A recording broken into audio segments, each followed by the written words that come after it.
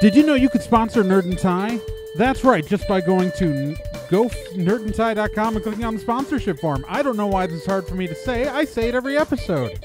You can go there and donate $20, and we'd say something nice about you here on the podcast. Or if you'd like to support our legal fund, go to gofundme.com/nerdandtie and contribute there. Either way, you're helping us out, and that makes you special.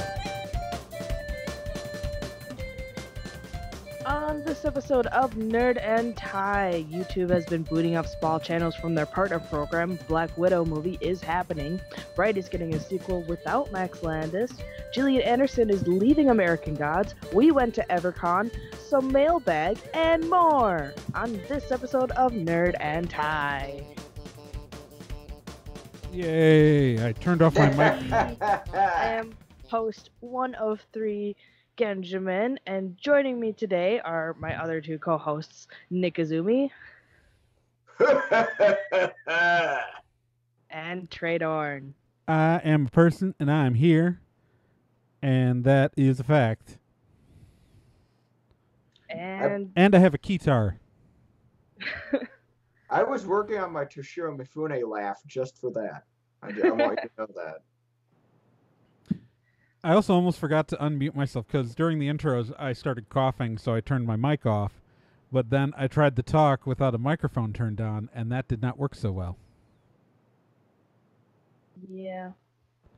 That's the lesson, folks. If you want to be heard on a podcast, have a microphone not turned off.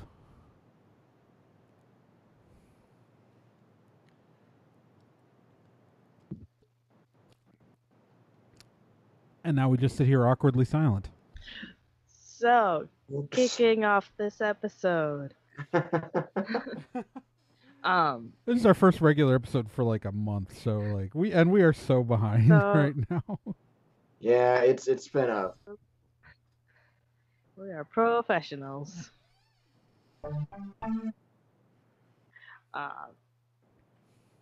Yeah, it's been an interesting time, especially recently, as a majority of us have been hit really hard with the new YouTube algorithm. Yay!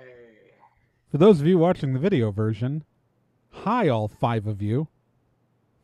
Thank you for watching. So yeah, YouTube has just, I don't know what is going on in their brains to make these kinds of decisions, but they have been basically demonetizing and booting tons and tons of small channels. Yeah, so I understand the logic. I don't stand by it. Yeah, so to explain the context of what happens, YouTube announced yesterday on their creators blog and via email to a lot of different members of their partner program that in 30 days, any channel that doesn't have at least 1,000 subscribers and 4,000 hours of views in the last 12 months will be removed from the partner program. The partner program is the inheritor of their old creator program, and is it's where new features get introduced first, like live streaming was introduced first to partners. Videos longer than 10 minutes were introduced first to partners. And so, like, this has been announced like right in the wake of the whole Logan Paul scandal, which was a huge channel doing something awful and gaming their algorithm. Now, but really what this is really in reaction to, this has nothing to do with that, though, even though that's been in the headlines, and some people have conflated the two issues. Really what this is in reaction to is last year's scandal where advertisers' ads were showing up alongside alt-right, white supremacist, and ISIS videos. And were rather unhappy about that, and they were all on smaller channels. Now, instead of doing something like saying partner channels have to be manually reviewed to be included, or, just lots of other stuff, they've decided to restrict access to it. Now, here's the thing. Like, Nerd and Tie most of the people who watch, most people don't watch this podcast. They just listen to it on the audio, and that's for the vast majority of our audiences. Like videos on the Tradorn channel, which I've just retitled back to Tradorn because I'm gonna be explaining, like, posting content that's not nerdandtie.com related onto it. That was a plan I was planning on doing, and then I got the email. This channel, back in its heyday, used to get thousands of views on a video. Like, I mean, nothing huge, but, we've got a couple of, videos that are in, like, the 5-digit count, of views, and then plenty that are in the 4 digits. And because videos from this channel used to get suggested alongside other people's content. The algorithm has changed over the last few years where that's not true. If I post that same content now that I posted 4 years ago, it doesn't get thousands of views. I'm lucky if it gets 20. And like same story. Like, I had the Nick Izumi channel was very, even though I didn't have and still don't really have a very regular upload schedule, I had a pretty devoted fan base, and I got a lot of views really easily for a long time. Yeah, and so that's why, that's when channels like ours became partner channels, is what the current parlance is. That's, we were able to monetize then, and there was actually, like, it wasn't a big amount of money, but it was a little bit. And so the problem is, though, is that the 1,000 subscriber limit, I actually kind of understand. I don't meet that right now, but, like, I could, like, that threshold is an achievable one. Like that's something I can, like, I can go out and have some control over. But because the algorithm doesn't suggest the videos, like, there are some channels that, like, post a lot of 15-minute videos, and if most of their subscribers watch, we'll get to that 4,000 view hours. But, like, Nerd and Tie posts 2 videos a month usually, like, to the channel. And the fact is that a lot of the older backlog videos that actually get still watched a lot are all short form videos that are all, like, 2 or 3 minutes. And so even if videos that still get a lot of, like, drive-by views would get watched, it's nowhere near the, like, I used to edit for 3 minutes, and so, and the Nerd and Tie episodes are over an hour, but, like, only a few people are going to stick through for a whole hour, and even then, like, getting 4,000 listens to the YouTube channel is, like, that number of hours is just not plausible for the sub. Like, it means we're off the creator program. Now, I know, like, the big news is monetization, and honest to God, I don't really mind losing the monetization. I mean, I got a check more often than a lot of other people, even with my small views, because I also Google AdSense account on my regular websites, and that check gets included with my Google AdSense check, right? So it was just, like, it was a small fraction of a completely different thing, because the views on Unconventional, my web... But I can't say the same. I never made a lot of money with this, right. But I'm looking back just at my videos, like, right now, and, like, any given one of my, regular episodes usually would get a really decent number of views. Yeah. Same with my, God, some of my oldest videos are well into the thousands, and then as you get more recent, it still usually stayed in the hundreds no matter what I was doing, and then suddenly, you can see when the algorithm shifted because, frankly, some of my best content that, in my opinion, stuff that I'm actually proud of, like, compare it to the Magic Knight Ray Earth video I did 5 years ago, had 800 some views, but, like, my a video I did on the Fate series a while back, 2 months ago, that still only has 83 views. Yeah, and it's one of the best things. And again, I'm tooting my own horn, but I mean, it's one of the things I'm most proud of. My other video essays on recent anime, the Dragon Maid one hasn't even broken 50 views.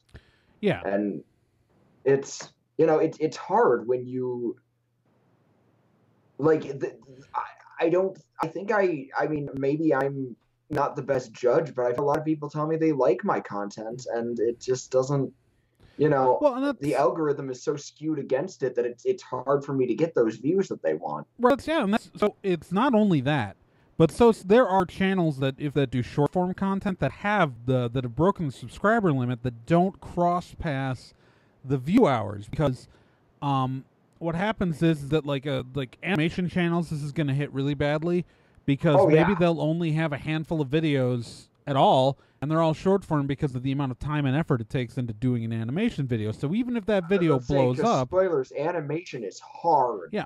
Even crappy animation is hard. So if one of those animation videos like blows up and does, you know, not necessarily blows up, but if you get 10,000 views on an animation video, but it's only minutes long, you're not going to get, you know, you're not going to, there's no way to cross over that 4,000 hours. And so, like, and that's actually still significant ad revenue on a video like that.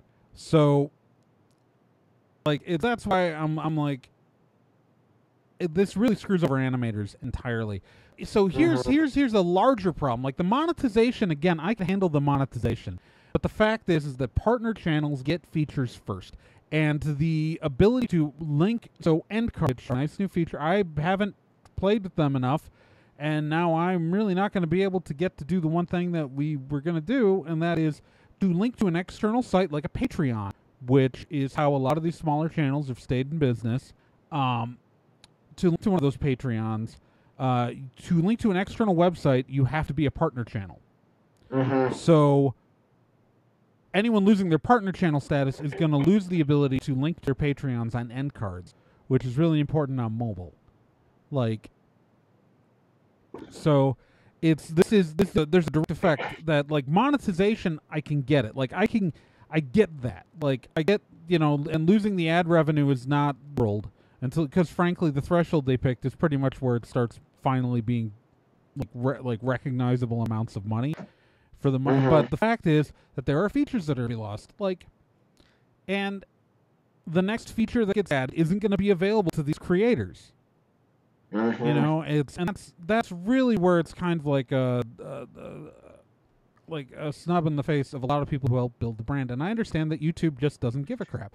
Like the idea that the reason but why like it's like, but like you said, like for people who have been on this for a long time, you know, it really does feel like a slap in the face. I feel like all the things that I worked on and all the things that I've done are just don't mean anything. I started this channel in 2006. Mm-hmm. Like, and there's some really dumb videos like back in the backlog. If you go back through my YouTube channel, like there's just, it's so hard to get like my channel's coming up on 10 years on being 10 years old. Yeah. And so wow. it's yeah, mine's gonna be 12 in March, I think.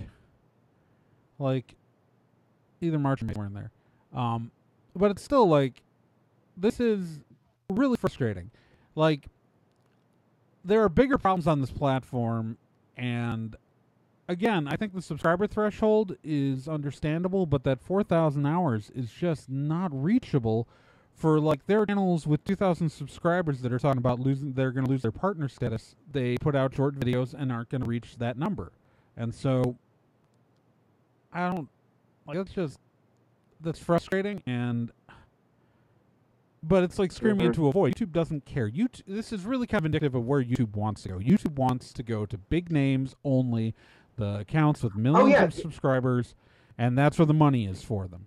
Well, I don't even think, I think, actually, I would take it a step further. I don't think it's that YouTube wants to go to big names. I think it's that they don't even care about, like, independent creators at all anymore. They want to be the next Netflix type service. That's why you're seeing a lot of this YouTube Red kind of professionally produced stuff on their platform. Well, and it's not going to be, the independent stuff is going to go away. Well, and the problem is there's not really a competing service.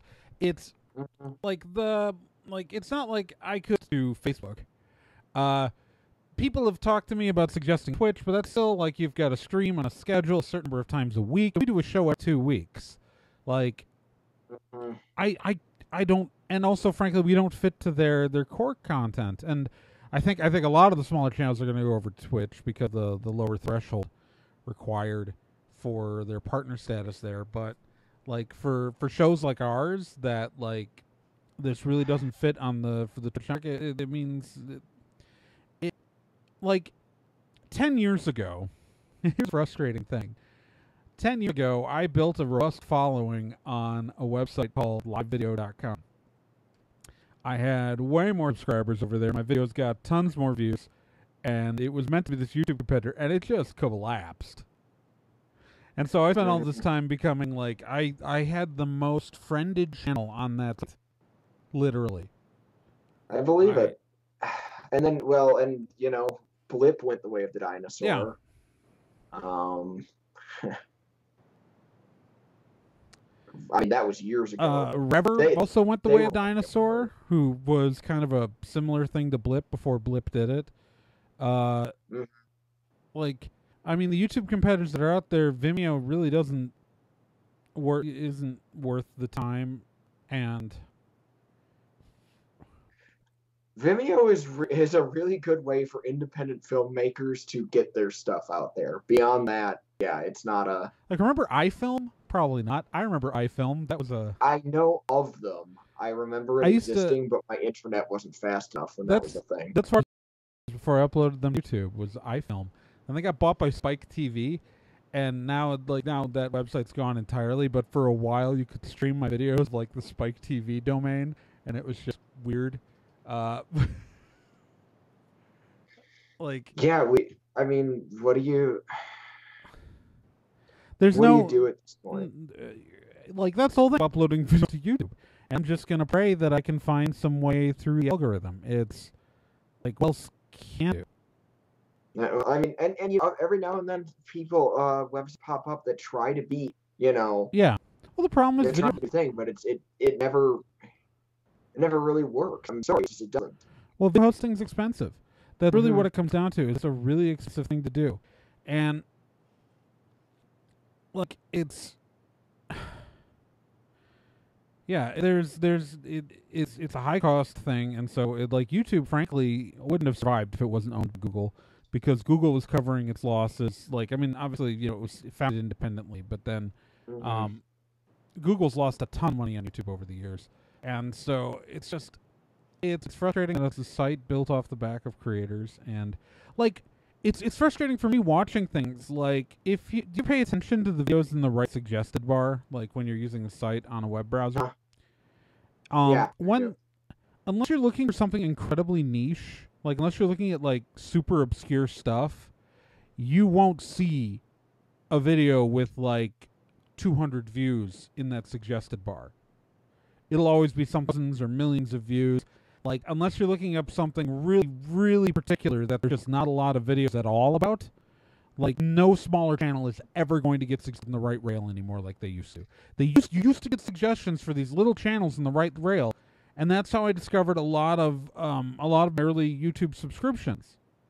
And that's how a lot of people come, and now it's like it's all people, you know, like, well, first off, it's frustrating because it's like, yeah, custom record for me, except it's like 5 channels I'm already subscribed to.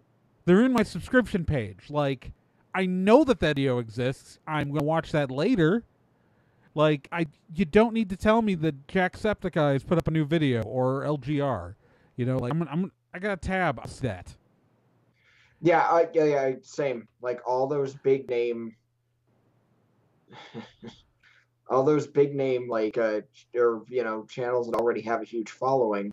Like, heck, there are some channels that I follow that I'm literally not subscribed to because I haven't seen the point in it, because it tells me to watch them anyway. Well, I subscribe because I do a lot of my YouTube on my TV. Gotcha. And using the apps like that is the easiest way to do it. It also means I never read the comments. That's I gave up on YouTube comments. That's the best way, though. Like, I never see the toxicity in the comments. I see comments on our own videos, but I never see comments on, like, if I'm watching, like...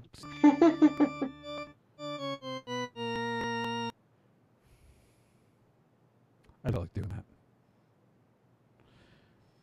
All right, so the problem is that the problem is that there's not really anything we can do about it, right? Like it's just this is the world. We're at their mercy. So I guess there's, on the upside, there are other things in this world that we're at the mercy of our company for. So let's celebrate a good thing instead. And yeah, that's sorry. And let's go off to the Disney monolith, where in the Marvel Cinematic Universe corner, a Black Widow movie's actually probably going to happen. What? Say what? Oh, we lost Gen. Oh, there's Gen. We got Gen back. I was wondering why you sounded funny for a second there. All right. So, yay, Black Widow movie. So we've been obviously asking for years as fans. Every time a new phase of movies would get announced, people would go and where's the Black Widow movie? Where's the Black Widow movie? Consider she's heavily featured in like half a dozen films already. Like, where's the solo Black Widow movie? Well, the good news is that Marvel's currently working on it. It's in early development and would obviously star Scarlett Johansson, but Jack Schaefer has been tapped to write a screenplay for it. And that's literally the whole news. But Marvel has hired person to write a screenplay. So, but it's still actually a character who people want a movie about. Plus I might get to see. So it's obviously, let's just hope it doesn't turn out like the Black Widow spoof trailer that SNL did a few years ago, which is pretty funny, but still, if you haven't watched it, just Google SNL Black Widow trailer, and you'll find it, and it's funny. It's worth a giggle. Yeah, it's worth a giggle or two. Yeah, I mean it's a but it's actual Scarlett Johansson. All right. Well. Yeah, like I don't know what discussion we actually have off of that. Yeah, just yay. Yay! But I felt like we need to celebrate some positive for, before like the darkness. Indeed. So let's I have a keynote. Why don't we take a look at something that's a little bright?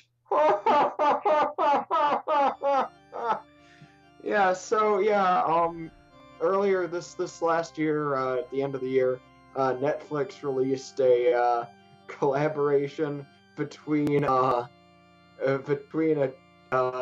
terrible director, David Ayer, and awesome writer who's a terrible person, Max Landis. David Ayer's done good things. Training Day, End of Watch. I mean, he wrote Training Day. He didn't direct it, but Training is an awesome movie. I'm talking about his directorial career, which is not good. End of Watch. I have not seen that. It's good. It's good.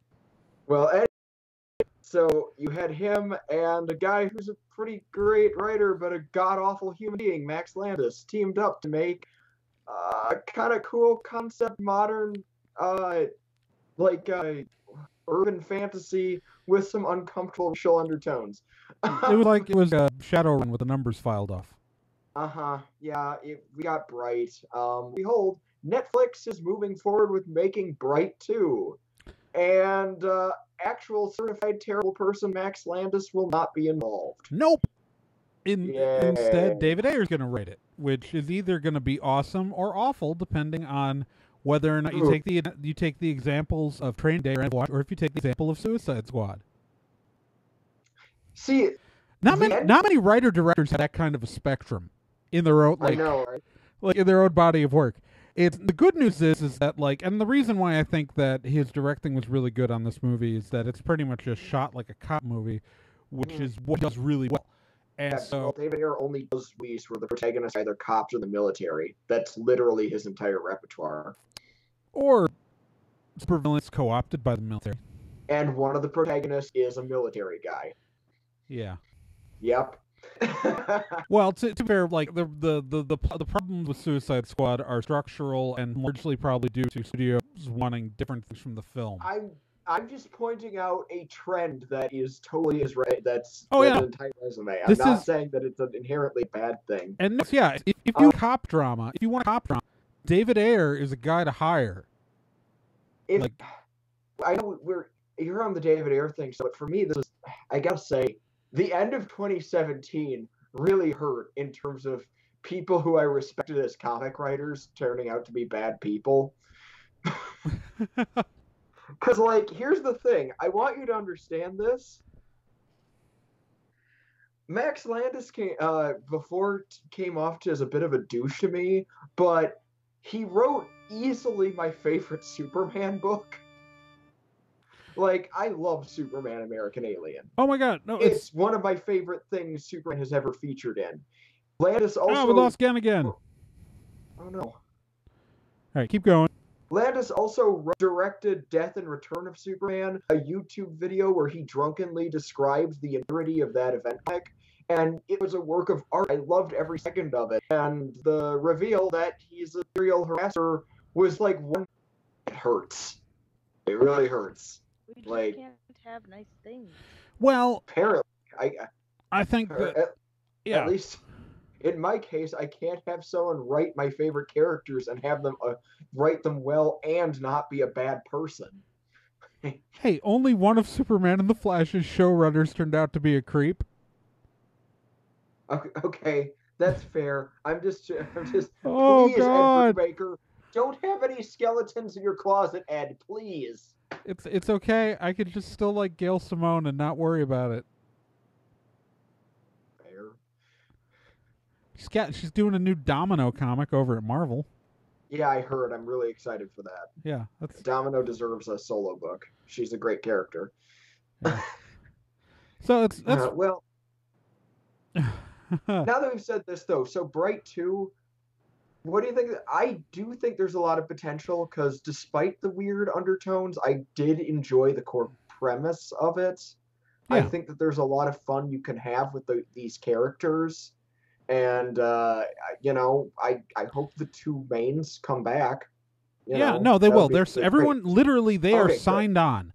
They are signed on to do the sequel. Joel Edgerton and Will Smith are both signed on to do the sequel. Okay, good, because I like them together. So they spent $90 million on that movie. Like, it is... Netflix is going all in on this stuff. It's like they are doing full-blown blockbusters, and it's now, and yeah. I've heard people talk about, like, oh, Bright would work really well as a series. I'm like, Netflix cannot afford to do Bright as a series. They could do it as a series of movies where they do like one every couple of years, but they can't spend $90 million on 2 hours. Like, that's a lot of money on the screen there. Like, and you watch that's a lot of money on the screen in that movie. Like with those explosions and the special effects and the, you know, yeah, no, that was an expensive as hell movie to make. They're not going to make a 13-episode season and slap it next to Jessica Jones. No. Will Smith costs a lot more money than Kristen Ritter. Oh. I mean, I'm not saying that he's worth more than Kristen Ritter. I don't think he is. But he sure does cost more than Kristen Ritter. I think there's a lot of potential there. I just think they need to... I think they need to be a lot more socially conscious with how they try to do racial allegories of fantasy creatures. Yeah, it's almost like if it they was do that, like there's potential. Max Landis is super white. Oh yeah, like extremely. And so him writing like that, I'm like, this feels very heavy-handed commentary. I feel like maybe someone who had a little more life experience with this stuff might have written something more nuanced and not terrible. Oh well, too bad we're going to get David Ayer the second time. But True. Oh. Step one, just throwing it out there. Let's maybe not imply that the orcs are somehow predisposed toward evilness because of their species, it would make this a lot less awkward of a It racial reminds commentary. me a lot of like the claims that black people were tainted by the blood of Cain by like 18th century racists. Yeah, I see, and that's where it's so uncomfortable. That's the racial politics that the movie really has a problem with. And like, since they've already established that there, what would be a really smart way to deal with stuff like that would be to, then this is just me, maybe I'm not the expert, but what I think would be a really smart way to deal with that would be to maybe reveal that there wasn't actually a dark one, or that Well, to be fair, idea the dark one was an elf. Mm-hmm. Like, so it's so complicated, I don't know. Elves are the bad guys. That's my thought. Just in life in general. If you see an elf, punch it. That's a lesson for you at home. If you see a real elf walking around, punch the elf.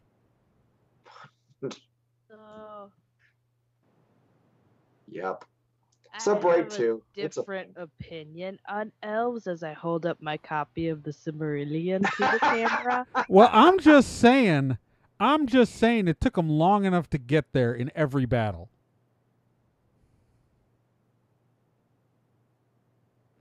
Who shows up late to the party? Elves show up late to the party. They're America. Every single time. Dealing with the fucking dragon, elves will show up late. We're dealing with, the armies of Saruman, elves are showing up late. Elves show up late.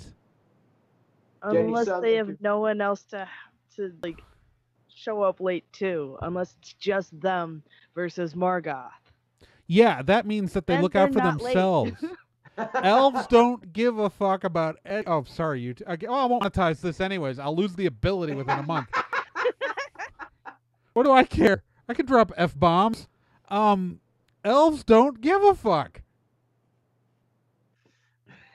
I can't monetize crap anymore. What do I care?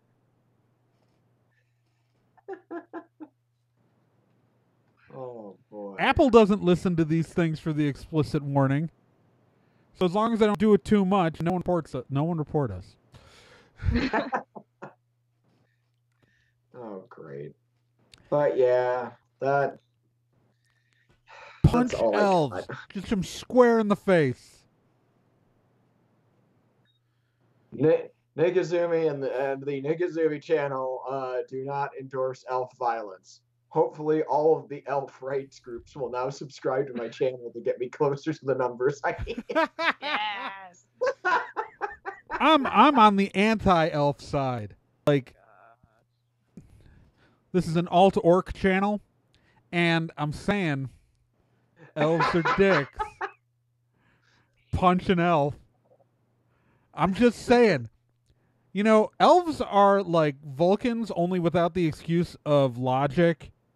They're just dicks.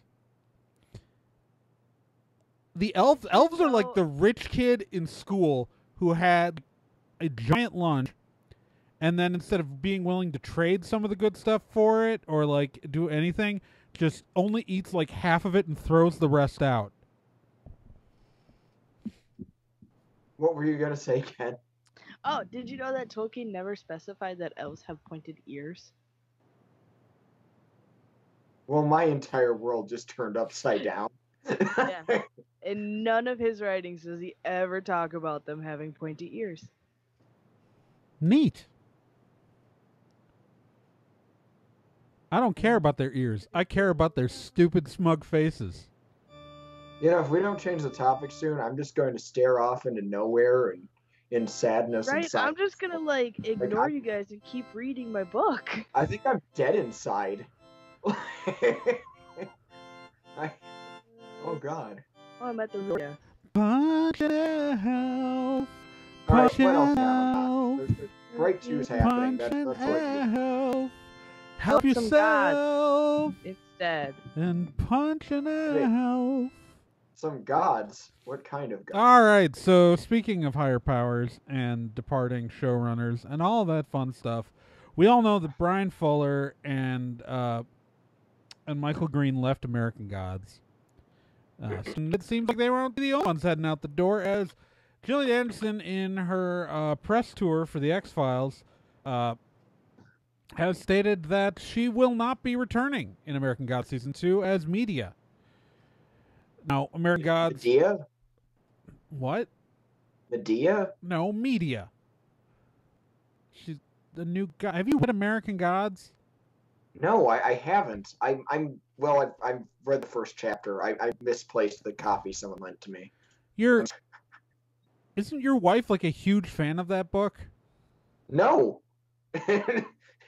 my wife has not actually read that book. Oh, Good Omens. I was thinking of Good Omens. My best friend is a huge fan of that book. I misplaced her copy. I mistook I got confused because of a comment that your wife said about Good Omens, and my brain flipped which Neil Gaiman book it was. No, it's American. So media is a new god in American Gods, because part of the premise is that there are new gods who arise besides the old gods, and it's new gods versus old gods. She's the god Media. And she appears throughout the first season in various forms, one time as David Bowie, another time as Lucille Ball. She does ask Shadow if he wants to see Lucille Ball's boobs at one point.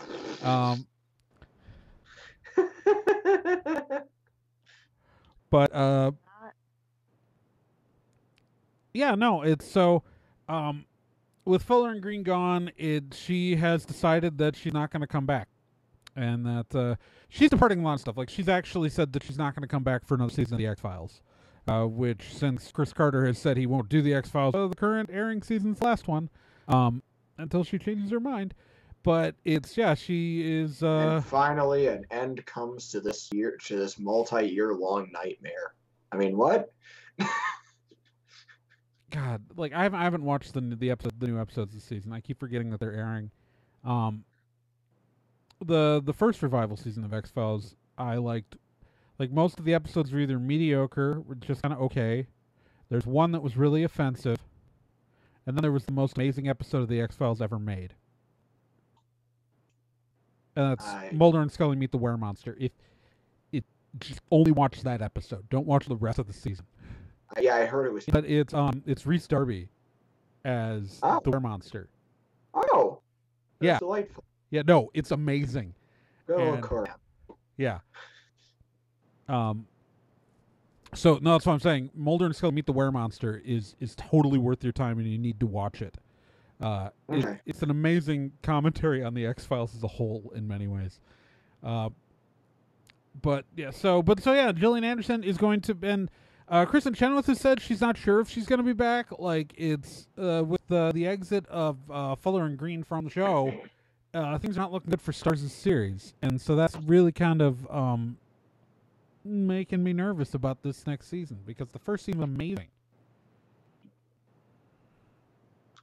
Because it sounded like a cool show, and a lot of people told me it was good. But the first season's worth checking out. Like, the first season's great. Is the first season an adaptation of the first few chapters, or like? Yeah, what? pretty much. Like, it's just the first part of the book. They expand on a lot of things hugely. Like, they're only like they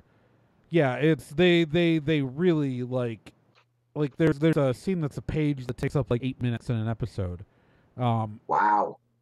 Like, they also have added a lot of additional characters. They've expanded the world more, and so like the initial road trip is taking much longer than it takes in the book. The classic shonen anime filler trope.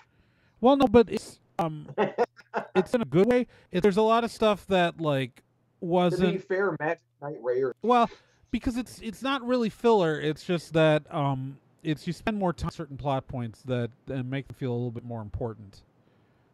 It's because you can add weight. It's like there's stuff you can add weight to in prose that doesn't involve direct action that you can't really do on screen, and so you need to add actions to like emphasize how important certain things are. And also, frankly, just the whole Hephaestus section or Vulcan. He's Vulcan. I mean, right, same god, pretty much, just different, but it's Vulcan. His entire episode is completely like just new, like original to the show. But most of it is pretty much out of the book. It's interesting because a lot of the casting isn't like who I would, doesn't match my mental picture. Like in some cases, like Dave's head. In the books, he has hair. In the book, he has hair. Like, like it is descriptive. Like I kept going. Like I was like, why did I always picture Shadow with hair? Oh, it's because in the book he has hair. Oh, okay, that's why I always picture Shadow with hair. And the guy playing Wednesday doesn't look like Wednesday's described, but performs as Wednesday like so well. It's really interesting. Ricky Will's Shadow Moon is very different from the Shadow Moon that I had in my head, but I think he does a good job in the part. Okay, I can get that. So, like, it's the casting in the first season was amazing, including Gillian Anderson as Media, and Kristen Chenoweth plays Easter. Like, it's good, and so I'm losing these cast members. Like, I really hope I don't lose Kristen Chenoweth. I mean, it's disappointing to Gillian Anderson, but especially since Media is a pretty major character. Like, losing me, like, so Media will have to feel like the remain show a character. Together with how much losing. Well, and we still don't know who the new showrunner is. Mm-hmm. Because they wrote half the season. They were just House on the Rock. They was finally getting to House on the Rock, which is a place I could actually go drive to in an afternoon. Yeah, I was of the understanding there's quite a bit of that plays a big role in the story. Well, there's a huge chunk in Wisconsin, besides the House on the Rock part, because Neil Gaiman lives 20 minutes from me. Right. So, I mean, American Gods is written kind of to be the American counterpoint to Neverwhere, which is very much Neverwhere, also a good book that you should read. I've only Neverwhere. I have only experienced the original TV miniseries. Well, then pretty like the plot's the same exactly. Mm-hmm. The funny thing is that they never described the Marquise. Huh. They never describe him in the book. Like, you never get a physical description. But I'd seen the miniseries first, so I had the mental picture. Like, I just had every time I think of Neverwhere, I think of a hilarious interaction I had with someone who was like, I don't like the TV series. They changed so much from the book. And another friend was like, well.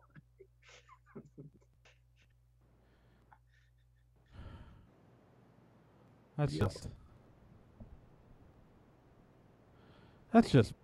hurts. Like, here, it's like right in the gut. Oh. Oh. All right. Again, cheer us up. Mm-hmm. Sure. Because we got to experience a joy this almost 2 weeks ago. Which was Evercon. Yay! Evercon happened weekend of the 6th. Up in technically Rothschild, Wisconsin, up near Wausau, and it was really fun. Yay! Yay! The first Evercon I've missed in several years. I'm really sad I wasn't able to go. It was really cold. It always is. It always gets colder on the weekend. But it was really cold because it was the middle of the cold snap this year. Yep, it's always freezing Evercon weekend. Right, but it was colder than normal this year. It's always colder. You say than that? No, Evercon what are you talking about? No, this year was colder than most Januaries. Like it may be like incredibly for some reason.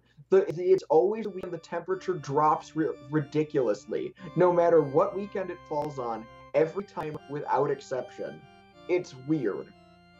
Always. I'm not kidding. So anyways, it was a lot of fun. I was there. Kev there. Nick wasn't there. He doesn't know. I've just saying. Every year. I missed Evercon. I'm glad it went well. I'm really sad I couldn't go, though. It was a ton of fun. I'll say, like, as a person doing an artist table in the vendor room, it is like the number, like, show is so different. Like, it's a gaming con. I've done gaming cons. Like, this is me. My friend, not gonna be at Hoosier Con for in a long time, which you should go to if you are free in Indianapolis. Like Easter weekend, go to Hoosier Con. It's free. It's amazing. But like, so there were like 1,000. There are over 1,000 attendees at Evercon, and vendor room feels like a con with. But the vendor room, because it's a game con, feels like it's like 300 to 10 con, because they don't go into the vendor room ever. Because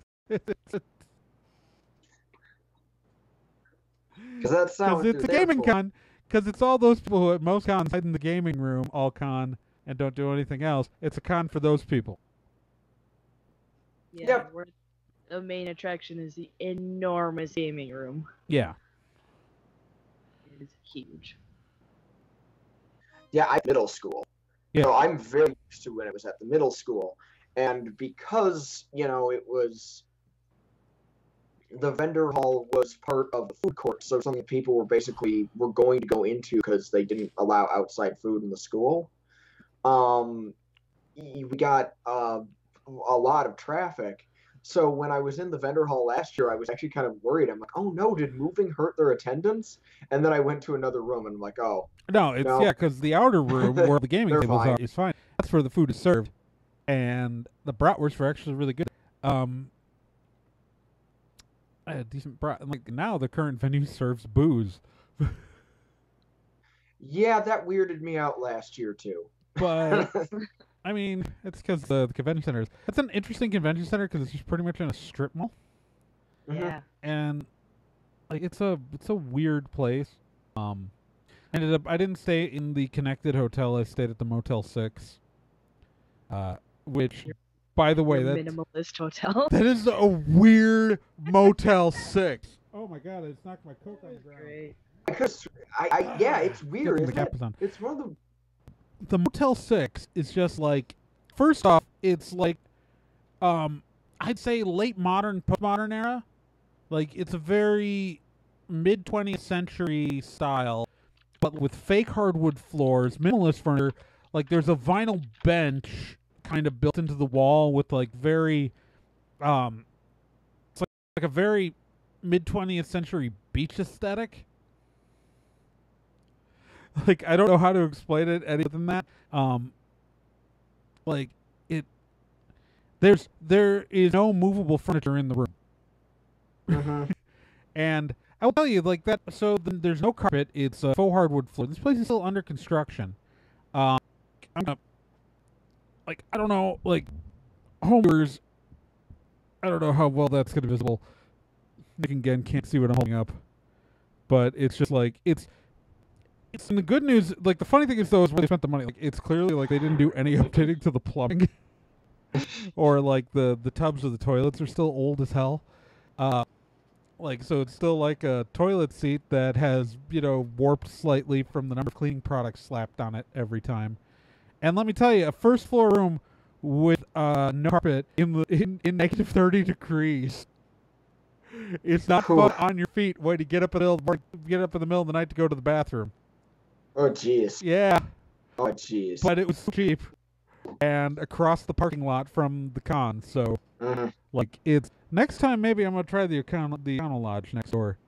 I always have good luck at that Econo Lodge. That's where I prefer to go. Yeah, well, you know what it is that we went to Motel 6 because the reviews online, like, I read the negative reviews, and they were still pretty decent. And to be fair, like, the room was clean. That's good. And, the room was clean, and everything worked. So, and it was cheap. And we ate at Denny's. Yeah. It's the only way to go when you're staying at that. I really like con, you guys, and I like that area. It's well, you should come next year. I liked you. It was not feasible this year. Right. That's why you should come next year. That's why everyone should come and visit us. Evercon. It's excellent. Yeah. Also, just check out Evercon because it's great. Oh yeah. Right? It's this is unrelated, you guys, but KaroshiCon is said they're going to actually put vendor form soon. Oh, that we'll be working into that. Yeah, they just posted that on their Facebook page that's going up like in the next couple of days, early day. Cool. So, Con is also a really fun con. That's in Alba, Illinois, at Northern Illinois University. NIU. That's in April. Is great. Very good at that. It's fun. Yeah. Okay, so we're probably on to the mail, huh? Let's see what's in the mailbag. All right, let's put on our mailbag music. Putting on music. Can people hear it? We can. Oh, you just can't hear it because I've got the balance down on your channel. The listeners at home could hear it. Okay. Cool. If I play it that loudly where you guys can hear it, then the listeners can't hear you. So I have. So let's not do that. Right. It's the feed. So for those of you at home who want to know how the spaghetti is made, the feed of any music stuff gets sent to Nick and Gen at a very low volume, because if I turn it up to the level that you, the listener at home, hears at, what Skype does turns down the audio volume on Nick and Gen. That's why we used to have weird problems in episodes where you wouldn't be able to hear them if Nick or Gen was doing the rundown at the beginning of the episode, why you would be able to hear them. It's Skype. Because Skype is terrible. Not YouTube terrible, but Skype terrible. Special. Oh, mailbag. Sorry. Alright, I've got a letter here from Keith Shizuo. My God. Is he going to complain about the audio? No. It says, "Evening ties and respective nerds. Just quickly, I'd like to say that after listening to Trey lecture me about Red Dwarf last episode, I think I now also know what it feels like to be accused of obviously not being familiar with the franchise. Considering I have first editions of all the novels and could probably identify what season a still was from Crop Down to Crichton's Junk. Lol." Well, I'm just saying, then why did I need to school you? Huh? Fight me. After hearing Trey's choice of Star Trek Next Generation for a movie about a series, I'm slightly interested to know what actor he'd choose to play IRL Patrick Stewart in it. I think you have to go with someone unknown. I don't think there's any way you could hire a named actor to play the part. You would need to go with someone unknown. Or you just hire Patrick Stewart. Because the interesting stuff really isn't actually there's stuff to cast, but not him. Like, Patrick Stewart's whole story, is that he wasn't taking it seriously enough, and then he started to take it seriously. He's not the entertainer of that story. It's all about the writers. The only cast members whose stories would probably be really interesting are some of the female cast members. I think that if you make that movie, Patrick Stewart is the character as Patrick Stewart is only a secondary character. Okay. Because you've got, if you're trying to make a 90-minute, 2.5-hour movie, if his story's the least interesting, because his story is Shakespearean actor either doesn't take it seriously enough or then gets really into it. That would be a good B or C plot. Right. Maybe D plot. You know what I mean? A question probably best answered again. Despite having a die-hard Tolkien fan for a father and enough for a girlfriend, I've never actually seen Lord of the Rings or The Hobbit beyond playing the first few levels of Hobbit video game as a kid.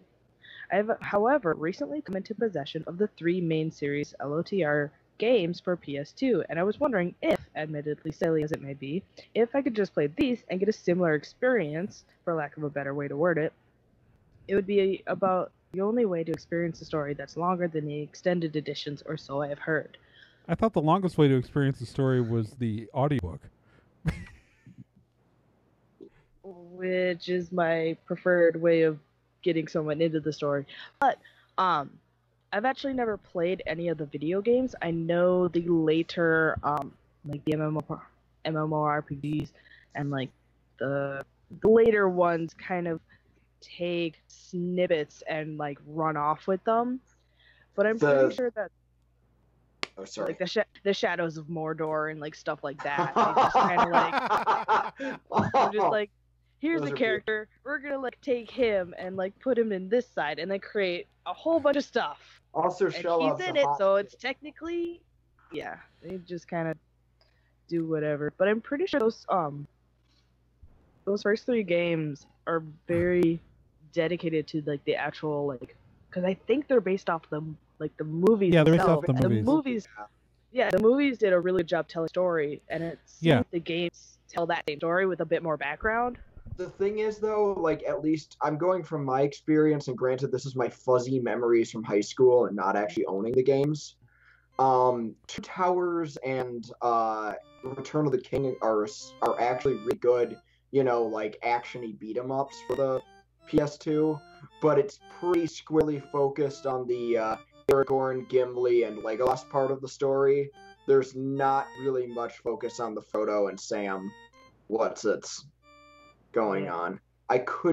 Return of the King might actually have some Frodo business, but yeah, I'd say Towers is mainly the Aragorn bits. Yeah, the video games are a terrible way to experience the story. Like for your first time, it seems like you're gonna get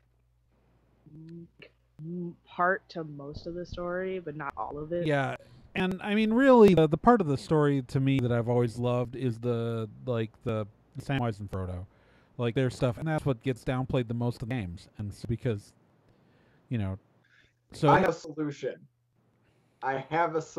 Either watch the movies or read the book. If you want the shorter way to get a feel for it, may I recommend the Rankin Bass cartoon? No. Shut your mouth. Look, if you want How dare you? Look. So with the Lord of the Rings, either read the book or watch the movies. They're different. They're different experiences, but both are good. All right. And if you can't stand reading the books, I mean, the writing is a bit dry. Taken the day after it won the Oscar. Well, but I mean, the even the theatrical cuts are very good movies. I prefer the extended editions, and I don't want to speak for you, Gen. I'm guessing you probably prefer them too, because I mean, you get way more of the I'll put it, if it was a pizza with the theatrical cuts, you're getting, you know, your crust, your sauce and cheese, and when you get the extended editions, you get all the toppings, and it's good. Yep. Delicious Tolkien pizza. Oh, even the anchovies, like wormwood. But you don't get the pineapple slices that are Tom Bombadil. Yeah. Yeah. As for The Hobbit, books don't watch bust. the movies. I will say I like the Hobbit movies. But that's because I think they're pretty. If you want to experience the best version of the story, just go for the book. Go for the book or for nothing. It's way shorter. I would say you can probably finish The Hobbit before the first movie is done. Yeah. I'm pretty sure I can read that book in like an afternoon. Yeah, but the fact is that, frankly, like The Hobbit, while The Hobbit is very enjoyable, you don't need to have read it to enjoy The Lord of the Rings. Because, you know, like, I don't know if you noticed, but they made a whole trilogy of movies without, like, with the only movie version of The Hobbit was the Rankin Bass cartoon. The greatest adventure is what lies ahead. I mean, you could always go for the freaking, I think it's Commodore text-based Lord of the Rings game. I'm sure that there's a version for PC.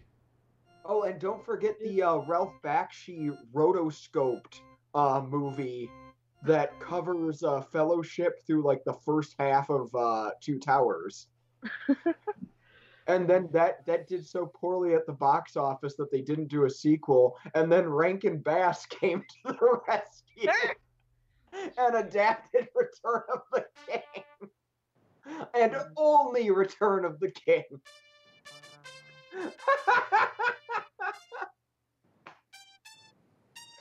I'm sorry, for some of you who didn't grow up with the Rankin Bass cartoons, they are this dreamlike garbage fire full of. It is how I did it. It is the way I first experienced The Hobbit. Full of bizarre musical interludes, and like even compared to the book, bizarre musical interludes, odd choices for how to adapt things, and my personal favorite, Uruk-hai singing about how they don't want to fight, which is the most ridiculous thing ever. Un-Uruk-hai thing ever. That's like a Klingon saying, "I hate my Bethleth." There's a Klingon disruptor right over my head in my shot. It's right there. Oh my god, yeah. Oh yeah, video viewers can see a Klingon disruptor right underneath a... That's our advice, Keith. I mean, the movies are great. Our advice is get a Klingon disruptor. If you hate them, go for the audiobooks. Your best experience of Lord of the Rings is getting a Klingon disruptor. All right, so should we look at the other letter from good old Archimedes? Oh, and the subject is the year was 2018. Happy New Year's, nerds and their respective tie. Wait a minute. We only have one. I am the only one of us wearing a tie, so... Is only one tie. It is nerd and tie. It doesn't say the tie has to be plural. This is true. Okay, that's fair. I hope you season and post 2017 celebration. Once again, saying goodbye to a tumultuous year and hello to a bright and shiny, if a little chilly, new one. I'm still in the process of catching up on episodes. I just finished episode 111. He's caught up more than since he wrote this, because he was watching a bunch of stuff on YouTube and commenting on all of them. Good to know. It's been a while since I wrote, so here's a quick lightning round of updates. Blade Runner 2049, saw it, liked it. Justice League, saw it, meh. Thor Ragnarok, saw it, liked it. Star Wars The Last Jedi, saw it, loved it. That's because you're a good and correct person, Archimedes. That's right. I would also like to address the recent allegations that I am a tree and that I have Dutch Elm's disease and a high-ranking member of the tree army plotting to kill all humans. As my bro, Nick, can attest, I'm more bot than tree. Oh my god, there are robot trees now! Makes me immune to foreign diseases, especially of the Dutch variety. Running an elite unit of unstoppable tree monstrosities sounds like a very time-consuming process, and I just don't have time in my schedule to budget that. I do, however, encourage the use of renewable energy and conservation so we don't deplete the world of resources before, well, you know. So my rank is probably more along the lines of advocate rather than Grand Admiral Supreme. I can also attest that Archimedes wouldn't be a victim of Dutch Elm's disease, but the Maverick virus, on the other hand, he might fall victim to.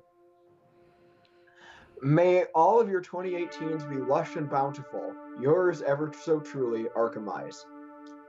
P.S. Tell Shameless I said hi. And I wish him all the best. I don't know if you guys could hear, but I added the soundtrack to Archimedes' letter. I'll take your word for it. And Gen can't phone today. No, I keep hitting wrong buttons and sending like random emoticons. I was wondering why, I was like, oh, Gen really likes the music I've been putting on. Just let me scroll so I can read the letter. Don't phone. What if, I posit to you this. Okay. What if he's a robot? Now, I'm actually willing to roll with this because, as you may recall, Archimedes and I have dressed as Mega Man and Proto Man, respectively. Yep. And as some of you may recall, Woodman is indeed a robot master. So, robot trees are not beyond the realm of things that have appeared in the Mega Man universe before. I'm just saying. Okay, so we're gonna have to Mega Man 2. A beloved game, so Archimedes has responded to the tree allegations. We will have to see what our listeners that Archimide's story that he's not a tree and in fact a robot? Or do you have another theory? Is he a robot tree? Is he lying and just completely made of wood? And we don't know. We don't know at Nerd and Tie. We need to know what you think at home, because it's the only way we can get to the bottom of this mystery. Because until we do, we're just going to have to keep poking our minds with sticks. That seems to be the only logical solution. Woodman! All right. So that moves us on to the final segment of our show. And that is the Von Steve Challenge. This is the part of the show where we read part of a book, and the challenge to you, the listener at home. Here, let's find a really crappy synth guitar.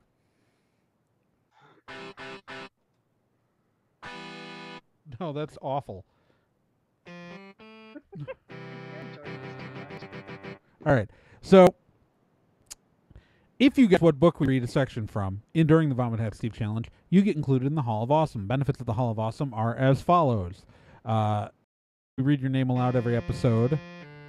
2, I'm really never using that sound again. 2, we put your name on our website. And 3, nothing else other than... What more do you want? Yeah, pretty much. You want a t-shirt? You want a t-shirt that says local craft store and buy a blank t-shirt? Get a Sharpie. So, the following people are in the Hall of Awesome. Archimide Zero, Randy Cindy, Chimsy McDamu, Krista Sotheridi, Shameless Otaku, The Random Rams Band, Corfan, Capido, Chris Graham, Lily Soares, Paper Godzilla, Cavsy, The Minnesota Librarian, Sean Orange, Keith Shizuo, and Sakura Sunset. Now, we've been reading from the same book for a little while, and Corfan, who is already a member of the Hall of Awesome, though, has guessed it, and that is the Dirty Pair novel. That's a thing that exists. It's the original light novel. They were light novels before they were a cult anime series from the 80s.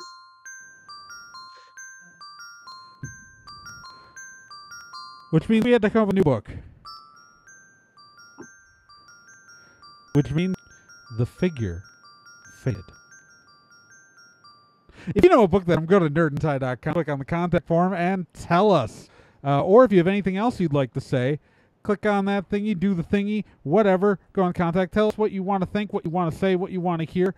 Why you think Nick needs to get a little bit more sun. Why you think Gen looks kicking in those headphones. Or why I have just enough phasers and disruptors on the wall, or I need more.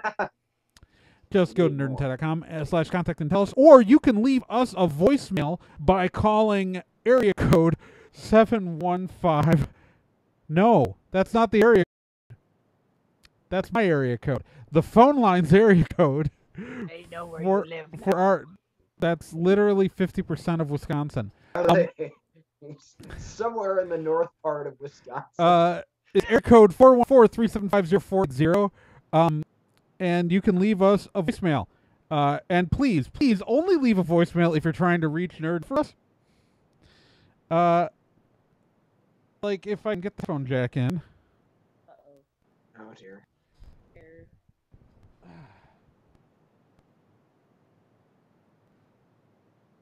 Like this. Oh, you decided to come out the ear speaker. Here. Rewind this, sorry. Yes, I'm not sure I'm reaching the right person, but I'm looking for someone that is has some is related to the Animore convention coming up this weekend. I'm trying to find out whether they still have vendor space, looking to 10 by 10 spaces. And I need to know, like, today, because my plans will change then if this is not available. I'll stop it there before the tech information, because she gives a phone number. But, so, Nerd Tie is a great place to call if you want to talk on a podcast, or we're a news reporting agency. If you want to book a table at a convention owned by Black Materia, don't call us. We are the opposite once a few years ago. Like, that's it. We are like the opposite of the right people to call to talk to them. So I don't know how that happens. And including the outgoing message on that voicemail, which says that you've reached Nerd and Tie, and that anything you leave on a voicemail may be played during our podcast. Why would you? No, lady. Sorry. Some people don't know how to use their ears. I don't know how that happens, guys. But so technically that was in the voicemail box. So because,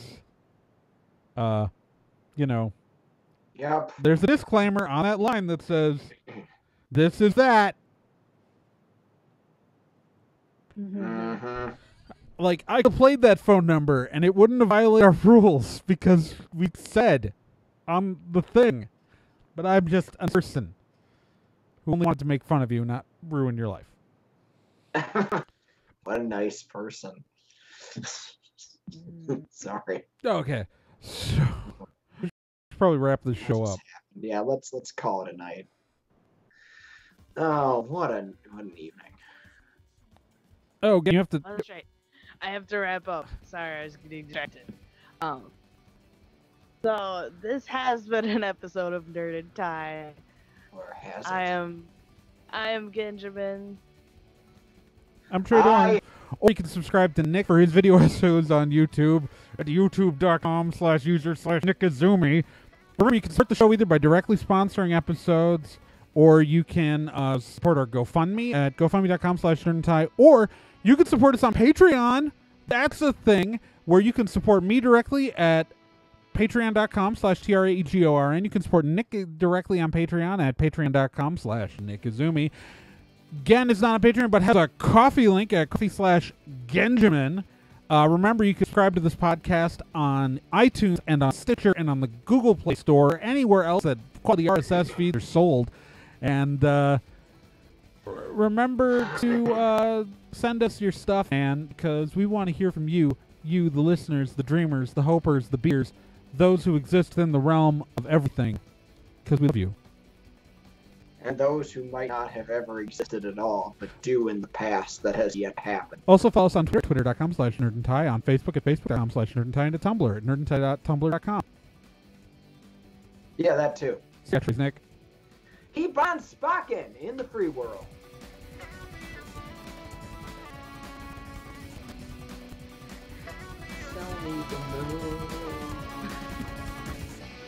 We're so clever. Where's the stop button? Yeah, I don't know why I always yell at where's the stop button. Stop button's right where I left it. You don't really move it much.